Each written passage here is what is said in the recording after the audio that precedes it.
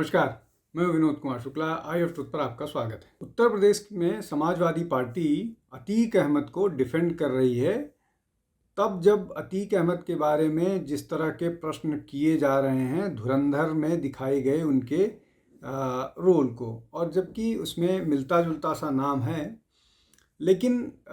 धुरंधर में चूँकि मिलता जुलता नाम है और मिलता जुलता चेहरा है, गतिविधि भी उसी तरह की है, और जो जिस तरह की घटना उनके साथ हुई थी उस तरह की घटना दिखाई गई है। इसलिए लगातार प्रश्न किए जा रहे हैं और उसको डिफेंड करती हुई समाजवादी पार्टी उत्तर प्रदेश में दिख रही है। यहाँ तक कि जो इमरान प्रतापगढ़ी कांग्रेस के राज्यसभा सांसद हैं उन्होंने भी डिफेंड किया है। अब अतीक अहमद को समाजवादी पार्टी के डिफेंड करने का जो कारण है वो निश्चित तौर पर समझ में आता है मुस्लिम मतदाताओं को लेकर के, लेकिन क्या मुस्लिम मतदाताओं के लिए अतीक अहमद को डिफेंड करना एक बात है, और दूसरा क्या अतीक अहमद जो जिनके ऊपर आरोप लगे हैं उनका पाकिस्तान के आईएसआई से संबंध, आतंकवादी संगठनों से संबंध, वो भी इसके साथ साथ समाजवादी पार्टी समर्थन करती हुई नज़र आ रही है। इसलिए कि न केवल इस फिल्म में जो दिखाया गया है वो उसको आप सेलुलॉइड डिपिक्शन कह सकते हैं, लेकिन जो चार्जशीट अतीक के खिलाफ दायर हुई है, जो बातें हुई हैं, उनमें उनका संबंध सीधे तौर पर आईएसआई, आर्म डील, फॉरेन जो फेक करेंसी है, उन सब में जोड़ा गया है। और इस बात को उत्तर प्रदेश में काम किए बहुत सारे पुराने पुलिस अधिकारी इस बात को स्वीकार करते हैं और बताते हैं कि सीधे तौर पर अतीक का इन्वॉल्वमेंट इस तरह की गतिविधियों में रहा है और उनकी संलिप्तता के कारण ही उनको समर्थन अपने कम्युनिटी से मिलता रहा है। इसके अलावा वो समाजवादी पार्टी के बड़े फंडर्स का भी उन पर आरोप लगता है कि समाजवादी पार्टी पर आरोप लगता है कि वो एक बड़े फंडर थे, इसलिए भी उनकी सारी गलतियों को समाजवादी पार्टी माफ़ करती रही है और अब उनको डिफेंड करना मजबूरी हो गई है। दूसरा आज का विषय है कांग्रेस का नक्सलवाद को खुला समर्थन। अब इस बात को लेकर के बहुत सारी बातें कही जाती हैं, बहुत सारी बातें हो रही हैं, और जिस तरह से गृह मंत्री अमित शाह ने पूरे मामले में कांग्रेस को घसीटा और कांग्रेस से जो कांग्रेस के समर्थन में या कांग्रेस के सह पर जो लोग इस तरह की चीज़ों को समर्थन करते रहें उनका नाम लेकर के भी बात कही है। लेकिन पॉलिसी के तौर पर कांग्रेस जो है वो लगातार लेफ्ट का समर्थन लेती रही है, और वो चाहे आर्थिक मामला रहा हो, चाहे शिक्षा का मामला रहा हो, या और इस तरह का मामला रहा हो। शिक्षा के नाम पर जिस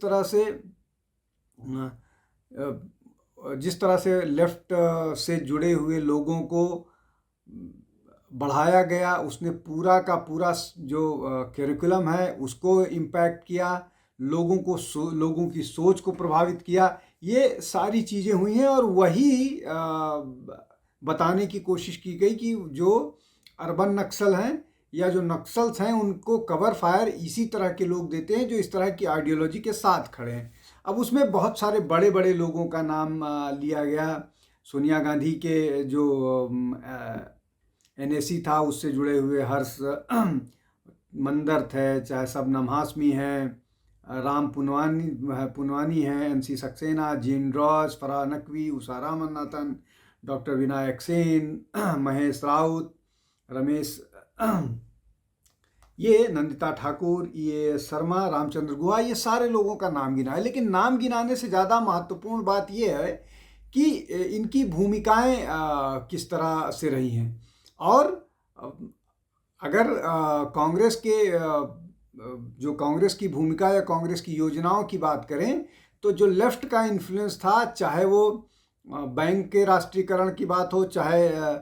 जो कोल भंडार के राष्ट्रीयकरण की बात हो, चाहे इंश्योरेंस के राष्ट्रीयकरण की बात हो, ये सारा काम लेफ्ट के दबाव में हुआ। शिक्षा की बात मैंने पहले ही की कि शिक्षा में किस तरह से जो लेफ्ट आइडियोलॉजी के लोग थे उन्होंने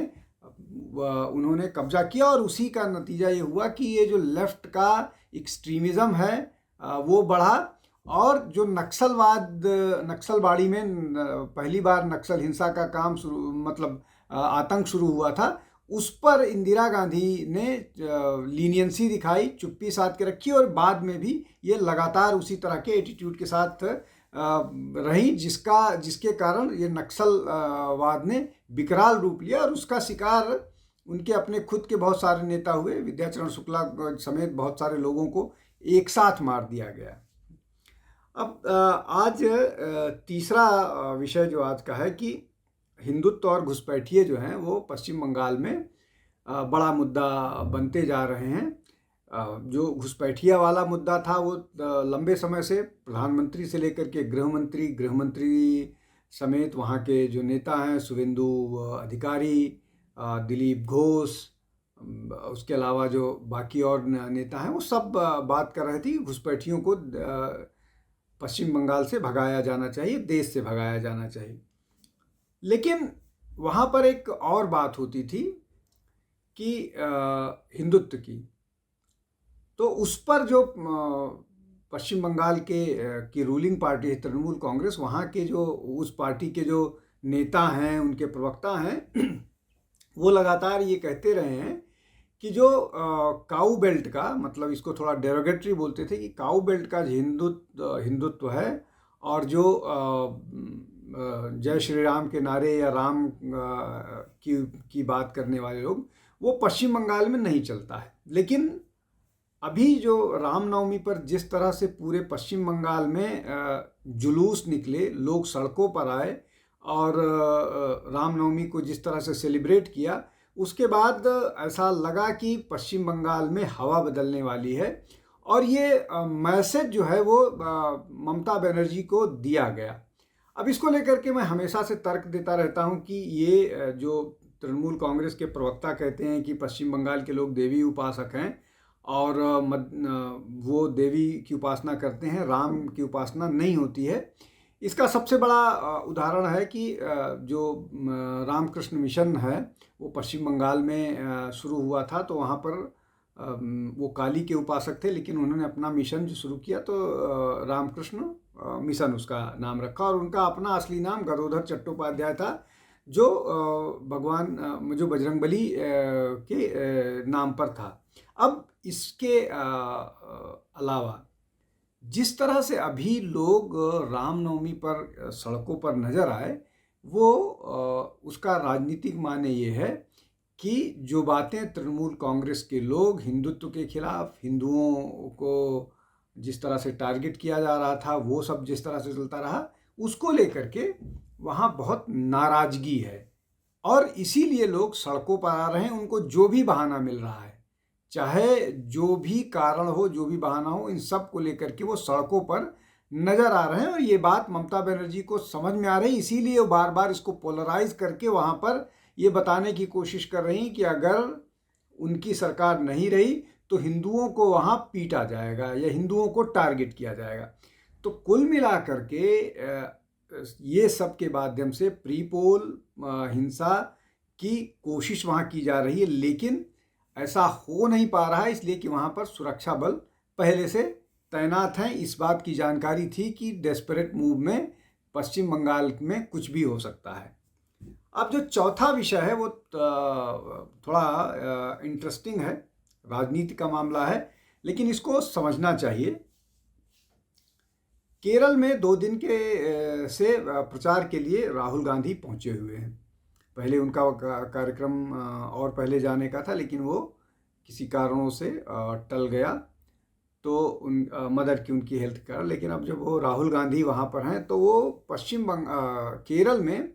वो प्रधानमंत्री नरेंद्र मोदी को टारगेट कर रहे हैं। अब ये अलग बात है कि केरल में भारतीय जनता पार्टी जो है वो ऐसी फोर्स नहीं है, कम से कम इस स्थिति में तो नहीं है कि वो सरकार विपक्ष में भी आए, और सरकार बना पाने का तो प्रश्न ही नहीं उठता है। लेकिन फिर भी राहुल गांधी वहाँ पर प्रधानमंत्री को क्यों टारगेट कर रहे हैं? तो वहाँ, और ये लोकसभा का भी चुनाव नहीं है, ये विधानसभा का चुनाव है, और ये मुकाबला LDF वर्सेस UDF है। UDF के लिए प्रचार कर रहे हैं राहुल गांधी, तो LDF के खिलाफ प्रचार कर रहे हैं। तो LDF की नीतियों की बजाय वो भारतीय जनता पार्टी और प्रधानमंत्री नरेंद्र मोदी के खिलाफ क्यों बात कर रहे हैं, क्यों बोल रहे हैं? सीधे तौर पर ये है कि राहुल गांधी को प्रायोरिटीज़ नहीं मालूम है कि चुनाव कहाँ हैं, किस तरह से लड़े जाएंगे, कहाँ लड़े जाने चाहिए, किसकी आलोचना कहाँ पर की जानी चाहिए, इससे फर्क नहीं पड़ता है। उनका अपना एक एजेंडा है, उस एजेंडे में प्रधानमंत्री नरेंद्र मोदी टारगेट है। अब वो कहीं पर रहें, वो केरल में रहें तो, वो मध्य प्रदेश में रहें तो, वो तमिलनाडु में रहें तो, वो अमेरिका में रहें तो, वो इंग्लैंड में रहें तो, वो फ्रांस में रहें तो, वो वियतनाम में रहें तो, वो मलेशिया में रहें तो, वो कहीं पर भी रहें, उनके लिए जो टारगेट है वो प्रधानमंत्री नरेंद्र मोदी है। इस बात से फर्क नहीं पड़ता है कि विषय क्या है, किस विषय पर बोलना चाहिए, छात्रों के बीच में है तो, मजदूरों के बीच में है तो, सब जगह घूम फिर करके इसको जो है वो इस ढंग से समझिए कि राहुल गांधी को इस बात की न जानकारी है, न उनको, उनके सलाहकारों को पता है कि क्या करना चाहिए, कहाँ पर क्या बोलना चाहिए और कहाँ पर क्या बोलने का कितना फायदा होगा। आज के लिए बस इतना ही। बहुत बहुत धन्यवाद। नमस्कार। हमारे चैनल आई ऑफ ट्रुथ को सब्सक्राइब कीजिए YouTube पर, इसे फॉलो कीजिए Facebook पर, Instagram पर, Twitter पर और कू पर। हमारे चैनल के बारे में फीडबैक देने के लिए हमें मेल कीजिए ioftruth.6@gmail.com पर।